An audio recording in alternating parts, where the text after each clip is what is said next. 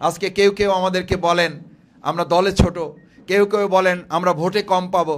আমরা তাদেরকে একটা কথা পরিষ্কার বলি, এই দলে ছোট, এই ভোটে কম পাওয়া লোকগুলোই বিগত 15 বছরের সবচেয়ে আন্দোলনে ত্যাগ এবং কোরবানির ঐতিহাসিক নাজরানা পেশ করে ফ্যাসিস্টদের থেকে বাংলাদেশকে উদ্ধার করেছে। আমাদের নেতৃবৃন্দ ফাঁসির মঞ্চে হাসতে হাসতে গিয়েছেন, ফাঁসির মঞ্চের কাছে আত্মসমর্পণ না করে, দেশি বিদেশি কোনো প্রভুর কাছে আত্মসমর্পণ না করে এক আল্লাহর কাছে এবং দেশপ্রেমের কাছে তারা নিজেদের মাথা উঁচু করে রেখে এই দেশটাকে তারা উঁচু করে রেখে গিয়েছেন। আজকের এই ঐতিহাসিক বদর দিবসের আল্লাহ সুবহানাহু ওয়া তাআলা তো জানিয়ে দিয়েছেন, লাকাদ নাসারাকুমুল্লাহু বিবাদরিন ওয়া আনতুম আযিল্লা। নৈতিকতার বলে যদি তোমরা বলিয়ান থাকো, আল্লাহর উপর যদি তোমরা ভরসা রাখো, আমি তোমাদেরকে ওই দুর্বল অবস্থায় বদরে 313 জনকে 1000-এর উপরে বিজয় দিয়েছিলাম। ওই আল্লাহ 2024 সালে আমাকে কেউ কেউ বলতেন, মাসুদ ভাই বড়রা পারলো না, ছোটরা পারলো কিভাবে? আমি বললাম এটা আল্লাহর একটা পরিকল্পনা, যে আল্লাহ তাআলা বড়দেরকে দিয়ে শেখ হাসিনার মতো ফ্যাসিস্টকে শেষ করবেন না। আমাদের ছোট ছাত্র জনতা, সন্তানতুল্য ছোট ভাইদের হাতে একে শেষ করে আরেকবার প্রমাণ করেছেন, নৈতিকতার শক্তি থেকে বলিয়ান হলে আর একদিকে দম্ভ অহমিকা যত বেশি করবে, তাকে তার চেয়ে অত ছোট জিনিস দিয়ে তাকে শেষ করে দেবেন।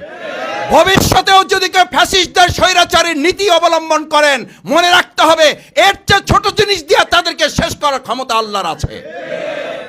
পবিত্র মাহে রমাদান মূলত শুধু কোরআন নাজিলের মাস না, এটা কোরআন বিজয়েরও গুরুত্বপূর্ণ মাস।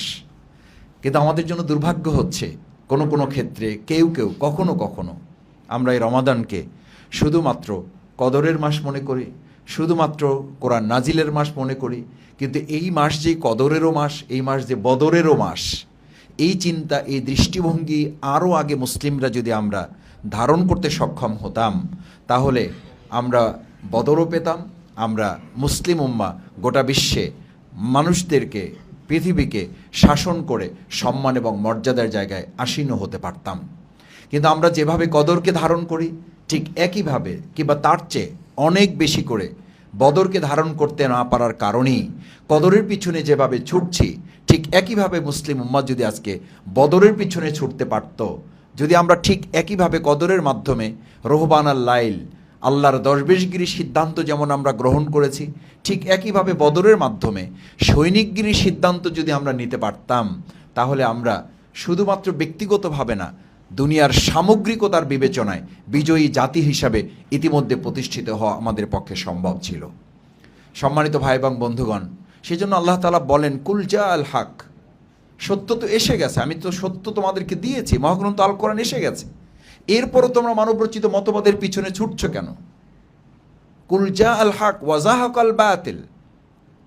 আবুল হেকাম, কোরআন নাজিল হওয়ার আগ পর্যন্ত তো সে আবুল হেকাম ছিল, সুতরাং সেই কোরআন তো আমি তোমাদেরকে দিয়েছি। এখন তো সে আবুল হেকাম না, এখন সে কি?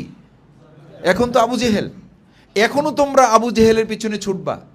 আচ্ছা, সেই জমানায় কোরআন নাজিল যদি আজকের জমানায় হতো, তাহলে আজকের জমানায় যারা মানুষের তৈরি করা মতবাদের পিছনে ছুটছেন, মানুষের তৈরি করা মত পথ চিন্তা দিয়ে অর্থনীতি, রাজনীতি, পররাষ্ট্রনীতি, সংস্কৃতি, তারপরে বাংলাদেশের অন্যান্য সেক্টরগুলোকে এখনও সংস্কারের কথা যারা ভাবছেন, আজকের যুগে কোরআন নাজিলের এই মানুষগুলোই আবুল হেকামের যত ধবজাদারি হোক, যত বেনামে নামে ঘোষণা করুক, বুদ্ধিজীবী হিসাবে নিজেদেরকে প্রমাণ করুক, কোরআন নাজিল হওয়ার পর কোরআনের বাইরের চিন্তা দিয়ে কোনো মত পথে কেউ যদি ধাবিত হয়, সে শফিকুল ইসলাম মাসুদ হলেও সে কি আবুল হেকাম না হয়ে আবু জেহেল হবে?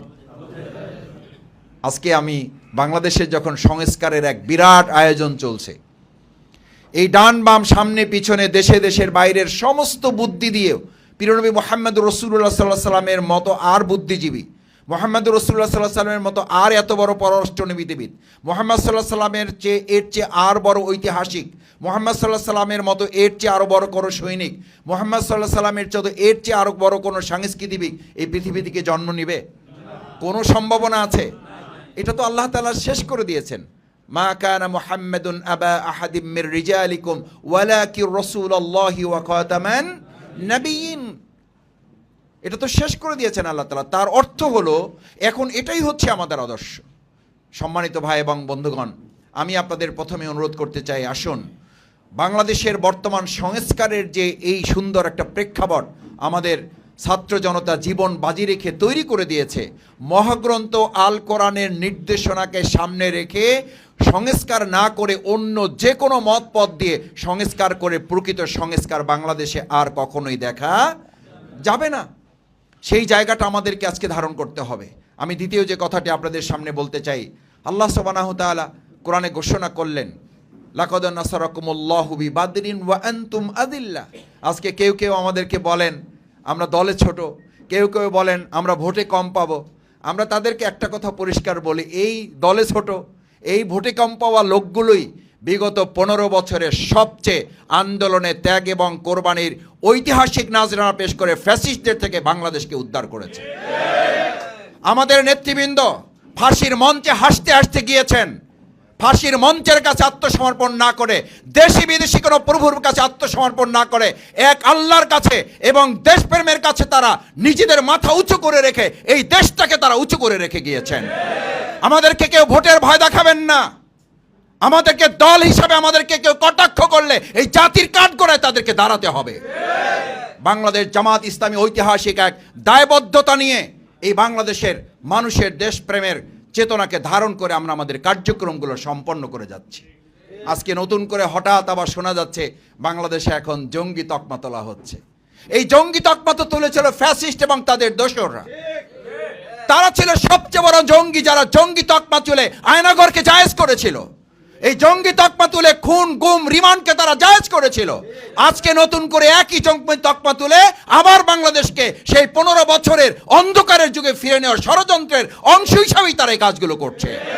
আমরা দ্ব্যর্থহীন কণ্ঠে বলতে চাই, জঙ্গি তকমা দিয়ে বাংলাদেশকে আর নতুন কোনো ষড়যন্ত্রের ফাঁদে ফালানো যাবে না। আমাদের আজকের এই ঐতিহাসিক বদর দিবসের আল্লাহ সুবহানাহু ওয়া তাআলা তো জানিয়ে দিয়েছেন, লাকাদ নাসারাকুমুল্লাহু বিবাদরিন ওয়া আনতুম আযিল্লা। নৈতিকতার বলে যদি তোমরা বলিয়ান থাকো, আল্লাহর উপর যদি তোমরা ভরসা রাখো, আমি তোমাদেরকে ওই দুর্বল অবস্থায়, ওই তোমাদেরকে শক্তিহীন অবস্থায় বদরে 313 জনকে 1000-এর উপরে বিজয় দিয়েছিলাম।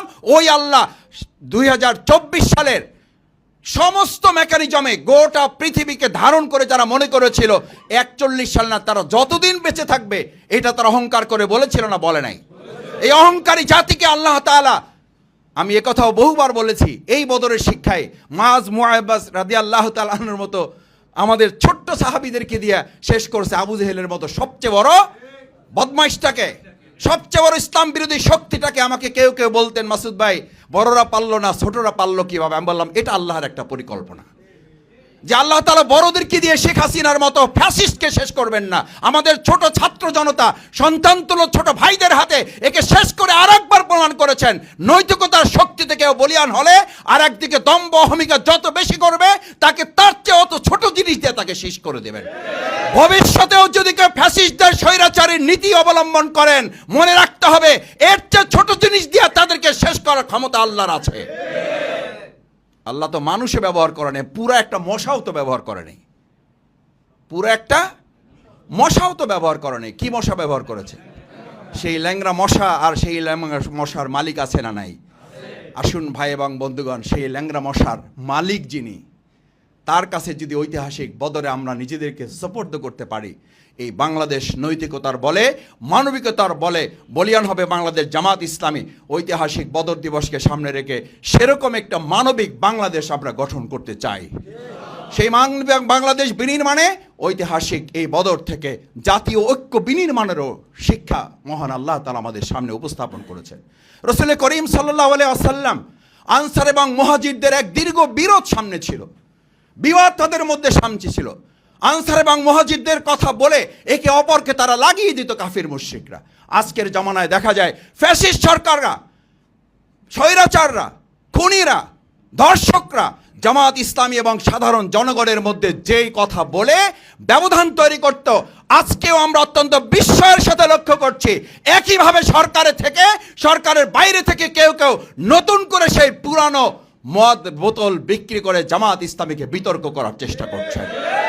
জামাত ইসলামীকে আর নতুন করে সেই পুরনো ট্রাম কার্ড দিয়ে আমাদেরকে আটকানো যাবে না, কারণ সেই চেষ্টা শেখ হাসিনা শেষ দিন পড়েছিল, যেই 1 আগস্ট সে সিদ্ধান্ত নিয়েছিল জামাত ইসলামী ছাত্র শিবিরকে নিষিদ্ধ করে, তার 3 থেকে 4 দিনের মাথায় তাকে পতন করতে হয়েছে। আজকেও যদি জামাত ইসলামীকে আবার সেই নতুন ষড়যন্ত্রের খেলায় মেতে ওঠেন, দেশের জাতির মধ্যে বিভেদ তৈরির বক্তব্য প্রদান করেন ঐক্যের পরিবর্তে, বদরের শিক্ষা হচ্ছে আনসার এবং মুহাজিরদের সামনে প্রিয়নবী মুহাম্মদ রাসূলুল্লাহ সাল্লাল্লাহু আলাইহি ওয়াসাল্লাম বলেছিলেন, আজকের যুদ্ধ সত্য এবং মিথ্যার যুদ্ধ। এই যুদ্ধে আমরা একীভূত হয়ে যদি ভূমিকা পালন করতে পারি, আল্লাহ আমাদেরকে বিজয় দান করবেন। আমিও বলতে চাই, ঐতিহাসিক বদর দিবসের শিক্ষা হচ্ছে জাতীয় ঐক্য বিনির্মাণ করা। বাংলাদেশ জামাত ইসলামী বাংলাদেশের 18 কোটি মানুষকে সাথে করে নিয়ে দেশি এবং বিদেশি সমস্ত চক্রান্ত মোকাবেলা করে আমাদের 2024-এর জুলাই আগস্টের যে ঐতিহাসিক গণ অভ্যুত্থান তৈরি হয়েছে, এই চেতনা এবং আমাদের বাংলাদেশের মুক্তিযুদ্ধের যে সুন্দর অনুভূতি ছিল, ঐক্য, সাম্য, মানবিকতা, অধিকার, এই অধিকার আমরা প্রতিষ্ঠা করেই এই বাংলাদেশকে তার চূড়ান্ত সফলতায় নিয়ে যাও ইনশাআল্লাহ। আসুন, ঐতিহাসিক বদর দিবস আমাদের এই সুন্দর নৈতিকতা, মানবিকতা, জাতীয় ঐক্য বিনির্মাণের মাধ্যমে দেশ এবং জাতিকে ঐক্যবদ্ধ করে আল্লাহর জমিন, আল্লাহর দ্বীনকে বিজয় না করা পর্যন্ত কোনো তন্ত্র মন্ত্র আমাদেরকে পূর্ণ মুক্তি দিতে পারবে না। সেই প্রত্যাশা ব্যক্ত করতে চাই যে মহাগ্রন্থ আল কোরআন নাজিলের এই মাসে সিদ্ধান্ত নিতে হবে, এটি নাজিলের শুধু মাস নয়, এটি বিজয়ের মাস। আসুন, কোরআন বিজয় করার সিদ্ধান্ত নিয়ে আমরা এখান থেকে বের হতে পারলেই সংস্কার পরিপূর্ণ রূপ পাবে, বাংলাদেশ এগিয়ে যাবে তার কাঙ্ক্ষিত লক্ষ্যে। সেই প্রত্যাশা জানিয়ে আমি আমার কথা শেষ করছি। আসসালামু আলাইকুম ওয়া রাহমাতুল্লাহি ওয়া বারাকাতুহু।